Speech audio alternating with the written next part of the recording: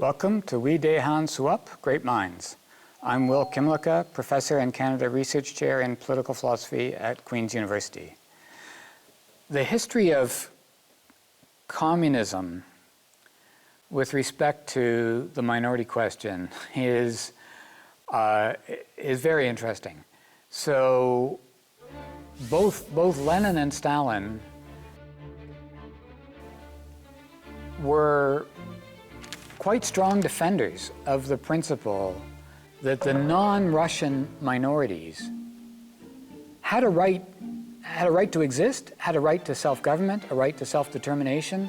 They actually did really kind of interesting and important written work. They wrote important documents defending the right of what we would now call national minorities, non-Russian minorities, to govern themselves, to defend their language, to defend their historic national territory.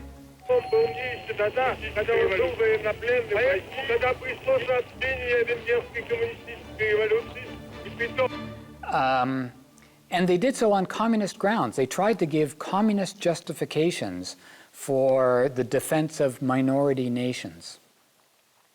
And they said that it kind of Russian chauvinism was a kind of imperialism, and that communism required fighting greater Russian chauvinism and defending the rights of minority nations. But in a way, there was a moment in China that there was a similar moment in China in which Mao and others argued that a truly communist approach would defend minorities.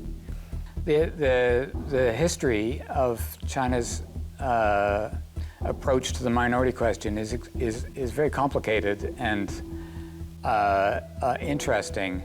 There have been moments where China has really gone out of its way to protect minorities. So, for example, minorities were exempted from the one-child policy. That's actually quite extraordinary.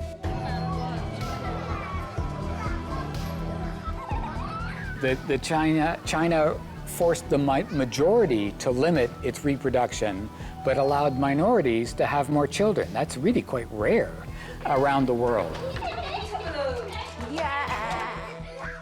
And so there are other examples where in the past, China has made an effort to recognize and make room for minorities. But there's something about one-party communist dictatorships that is just incompatible with pluralism. It's incompatible with diversity. And so what happened is, even though officially on the books, communist countries were committed to the protection of minorities, in practice, they were subordinated to the Communist Party. And that just meant they had to do whatever Moscow or Beijing told them to do. And so this kind of sophisticated model of minority rights was just on paper. It just became purely formal and was incompatible with any genuine pluralism and diversity. I think everyone agrees that over the past 10 or 20 years, China has become much harsher towards its minorities. It started to restrict their language rights.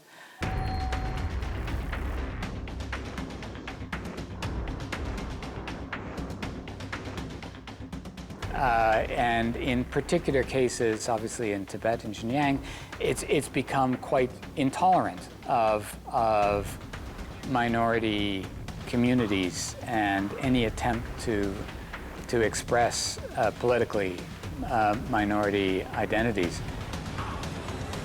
And so I think this is an unresolved, it's going to be one of the most important issues, I think, for the future of China, is whether they find a way to live peacefully with their minorities, or whether they're going to continue down the path of repression. And I think it's really unfortunate, to be honest, what's happening in China these days.